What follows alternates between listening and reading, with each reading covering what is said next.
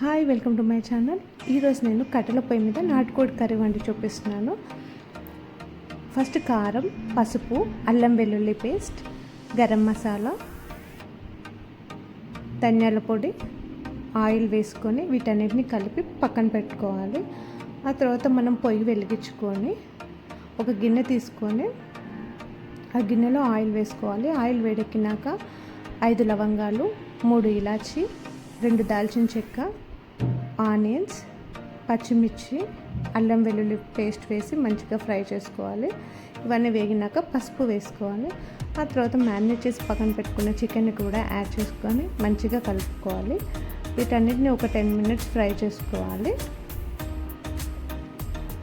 ఇదంతా ఫ్రై అయినాక 2 స్పూన్ల కొబ్బరి పొడి వేసుకోవాలి. ఇది ఎండు కొబ్బరి యాడ్ చేశాను నేను ఇక్కడ. దీని అన్ని కలుపుకున్న తర్వాత నేను మ్యారినేట్ చేసినప్పుడు ఉప్పు వేసుకోలేదు. సో ఇక్కడ 2 టేబుల్ స్పూన్ల ఉప్పు వేసుకొని ఒక 15 మినిట్స్ ఫ్రై చేసుకున్నాను. ఇది ఫ్రై అయిన తర్వాత మీకు ఆయిల్ పైన కనిపిస్తుంది. ఆ టైంలో 3 గ్లాసుల వాటర్ యాడ్ చేసుకోవాలి. ఇక్కడ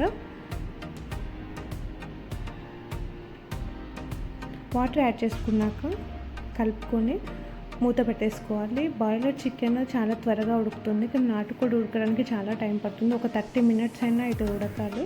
సో మధ్య మధ్యలో మూత తీస్తూ కలుపుతూ ఉడకనివ్వాలి. కర్రీ మీకు దగ్గరకు వచ్చింది అనే టైంలో కొంచెం కొత్తిమీర వేసుకొని బాగా కలుపుకొని ఇంకొక 10 మినిట్స్ మూత పెట్టి ఉడకనిస్తే మీకు నాటుకోడి కర్రీ రెడీ.